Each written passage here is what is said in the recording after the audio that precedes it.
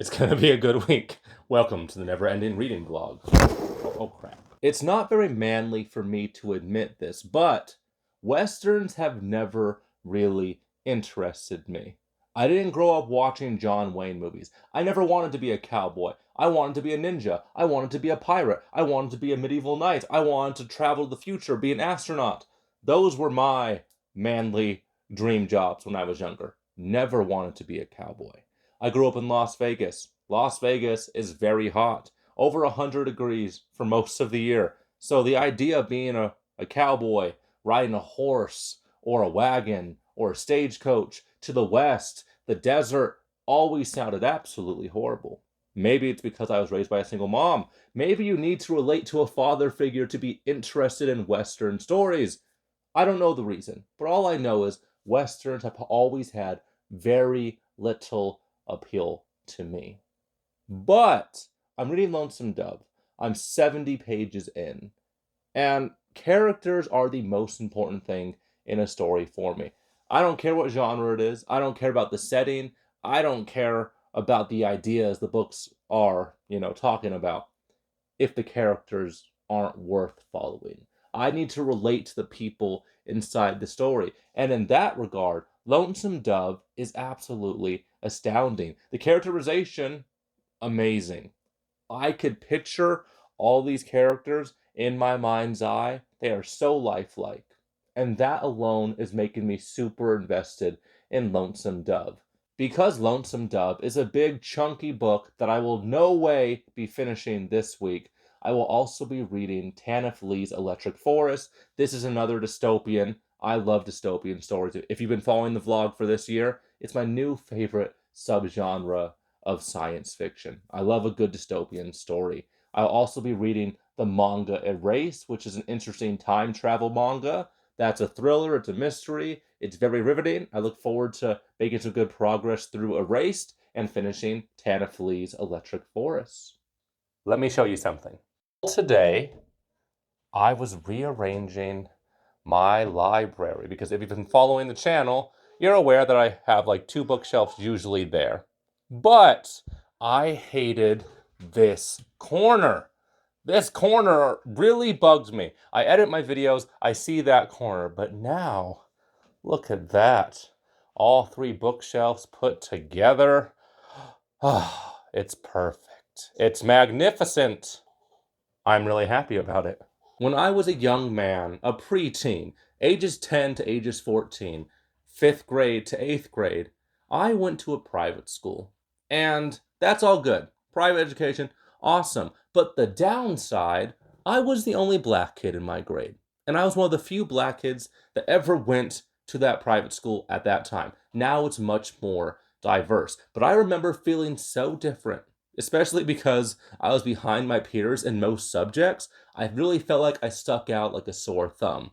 This isn't to say that I was experiencing any overt, malignant racism, but you're going to feel different. You're going to feel isolated. You're going to have trouble making friends when you're different from everyone around you, especially if you're not charismatic and outgoing. I was not outgoing at that age.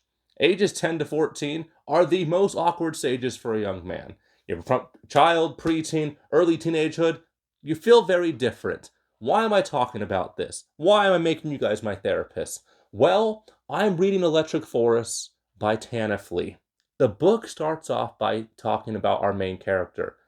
She is known by one adjective, ugly. That is her nickname. People just call her ugly, and they don't mean it maliciously. It's just matter of fact. She sticks out. In this perfect futuristic society, she is hideous. She is shorter than average. She walks with a limp. She doesn't even look at people to their faces because they get so revolted. They get so disgusted. People cross the street to avoid her. They don't sit by her in the diner. She is isolated by herself.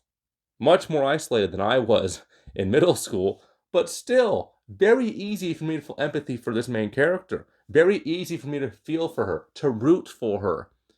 And right away from this story, I'm like, yeah, this girl, she has it rough. But the inciting incident happens. She is offered a new chance in life. She is given a new body in return for doing some espionage. That's very interesting. In a society where your looks, your appearance is one of the major factors that helps you succeed, helps you move forward in this world, being ugly, being hideous, having disabilities and handicaps is a death sentence, essentially. She's a social pariah, and she's being offered a new chance at life.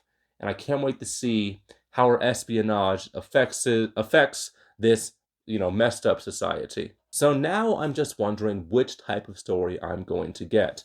Is it going to be our main character has this new body, she's attractive, she fits in, and she completely changed her personality?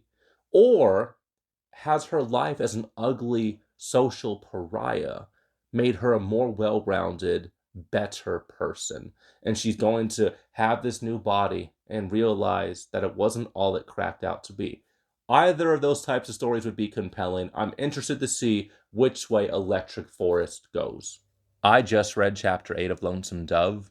This book is truly something special. Such great characterization. And characters are the most important thing for me when it comes to a story.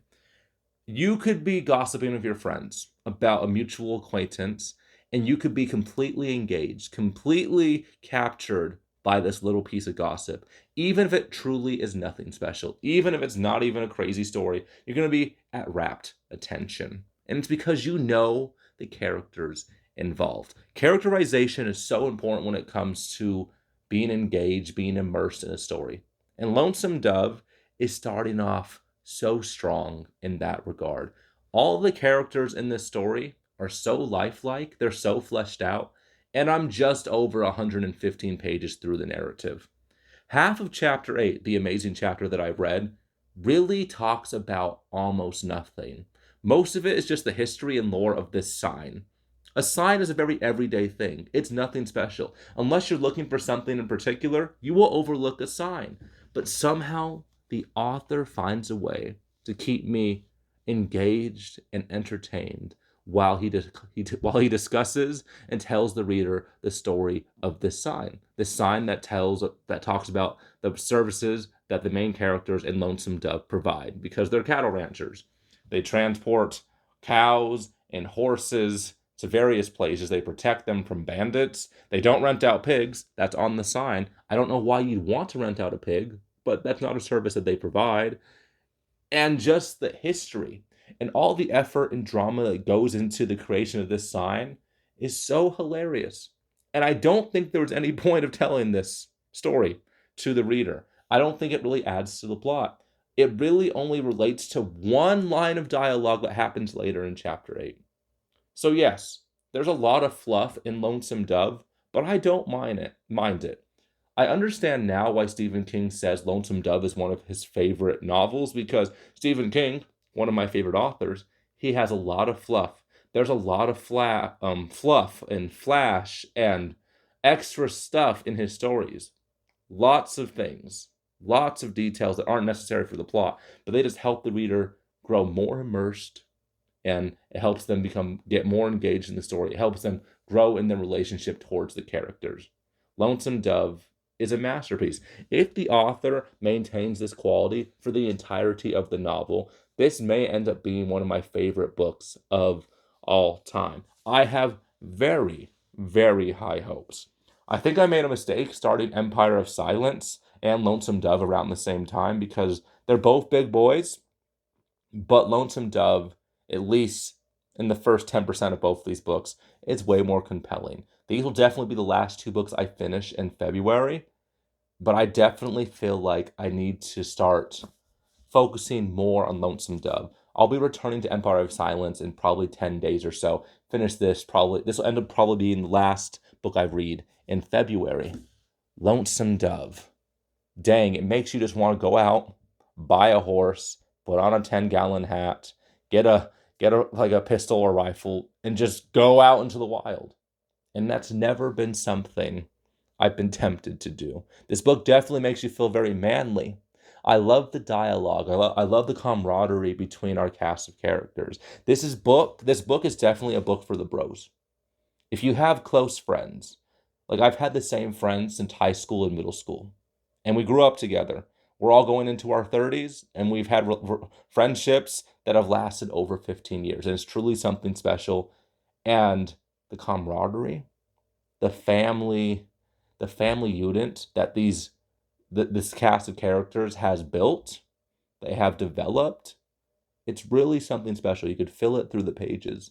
And as someone of a lot of close friends, well, not a lot comparatively, about 7 to 10 really close friends, I find myself seeing my friends in this story. Saturday night, I'm really enjoying Electric Forest by Tanith. This is a very interesting, thought-provoking, beautifully written work of science fiction. And generally, in my very limited experience, science fiction is not known for its beautiful prose. Like Neuromancer by William Gibson, a lot of people were telling me how that has some of the best prose in science fiction, and I found it to be very clunky. There were some very vivid descriptions, but for the most part, I don't think Neuromancer was beautifully written. But Electric Forest, it is beautifully written. I'm highlighting some passages every several pages. It's been a very fun, engaging read. I love our protagonist, Magdala, who's named after Mary Magdalene from the Bible. I love biblical allusions in my stories. There's a very interesting conversation about how self-hate leads to individuals getting taken advantage of by people who show them even the smallest amount of positive attention. If you have self-hate in your heart and you grow up, people will just do one good thing to you and you'll feel indebted to them forever. And we're seeing that dynamic play out in a very sad and depressing way in Electric Forest. There's a very toxic relationship at the center of this. It's not exactly romantic, but it's not exactly platonic. It's a very tense relationship. And I find it to be very compelling.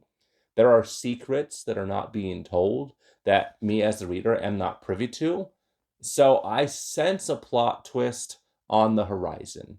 And I can't wait to see what Tanith has in store for me, the reader, because Electric Forest, if it keeps up the same quality, this might end up being one of my favorite works of science fiction I've ever read. I'm relatively new or less experienced when it comes to science fiction compared to my experience with fantasy or just regular contemporary fiction. But Tanith Electric Forest, really dang good. Me and the book club, we all met today. We spoke for 3 or 4 hours about life in general, but about Lonesome Dove in particular. We're all loving it. We're planning on finishing it somewhere between February 25th and February 28th, 29th. That'll definitely be around the time we finish Lonesome Dove. It's definitely a book you have to savor. One of my friends lent me his copy of The Watchmen by Alan Moore. I've read V for Vendetta last week, if you guys remember, and I'm going to go through all of Alan Moore's most popular works in 2025. So look forward to that in the near future. So yes, 75% through Electric Forest. Let's see how this story ends. It takes a special person to choose artistic integrity over commercial success. But that is what Tanith did. I was Googling her, doing a quick Wikipedia deep dive into Tanith, the author of Electric Forest, and I realized that she was very successful very early into her career. She was an award-winning artist. She was held in universal acclaim. She had a very bright, successful, popular future. But she realized that if she wanted to continue to write the stories that she wanted to write, they weren't going to be commercially successful. And she chose to write the stories that she wanted to write instead of being popular, of being successful. We would have been hearing her alongside all the great popular names of science fiction if she did not make the decision. But if Electric Forest is one of those stories that she felt she needed to write, but she did not think it would reach a giant audience, she thinks it would have been too risky for a popular author in the spotlight to write, I'm glad that she did it. She is a hidden gem. Everyone that reads Tanith has told me that she really is much better than her popularity would suggest. Electric Forest might be my favorite science fiction book of all time. Definitely top 10, for sure. Perhaps even top 5. It was thought-provoking. The twist ending was chef's kiss, absolutely astounding. The climax happened the second to last chapter of the story, so I was expecting a falling action, an epilogue of sorts. And instead, I got a chapter that revealed so many mysteries, made every single inconsistency make sense. And it was just perfect. It made perfect sense thematically with what the book was talking about. A lot of the book is about corporate espionage. It's about corporate greed, about how governments and big business will do morally reprehensible things to, to pad their bottom line. And Tanith Lee talked about these issues without directly talking about these issues. I loved the last 40 to 50 pages of this book immensely. Tanith Lee, I was not aware of your game. I was not aware of how good you were, but I'm definitely going to be reading more of her works in the very near future, because Electric Forest, I could see why so many people who've reviewed it online talk so highly of it. So yes, a week centered on Lonesome Dove and Electric Forest and a chapter or two of Empire of Silence. We'll talk more about that in later reading vlogs. But I feel very intellectually stimulated this week. I love the characters in Lonesome Dove. I love the atmosphere. I love the ambiance of that Western novel. And I love the ideas. I love the difficult concepts that were tackled in a very absorbable, very approachable way in Electric Forest. So yes, if you're looking for a great short science fiction read, give Electric Forest a Google, read some of the reviews. I think you guys will like it a lot. This week was a pretty dang good reading week, but I reckon that next week will be even better. I look forward to seeing what the stories have in store for me, and I'll talk to you guys next time on the Never Ending Reading Vlog.